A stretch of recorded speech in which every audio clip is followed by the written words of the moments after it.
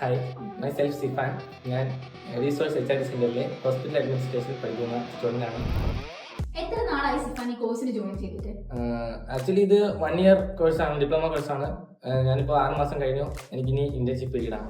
എന്തുകൊണ്ടാണ് Sifan hospital administration choose ചെയ്യാൻ കാരണം? എനിക്ക് പൊതുവേ ഹെൽത്ത് കെയർ മേഖല വളരെ താല്പര്യമുള്ള ഒരു മേഖലയാണ്. ഇപ്പോൾ എൻ്റെ ഫ്രണ്ട് വഴിയാണ് ഞാൻ എഡ്യൂസോഴ്സ് എച്ച് ആർ ഡി സെൻ്ററിനെ പറ്റി അറിയുന്നത്, വന്ന് ജോയിൻ ചെയ്യുന്നത്. ഓക്കെ, സിഫാൻ എഡ്യൂസോഴ്സിൽ ജോയിൻ ചെയ്തതിന് ശേഷമുള്ള സിഫാന്റെ എക്സ്പീരിയൻസ് എങ്ങനെ ഉണ്ടായിരുന്നു?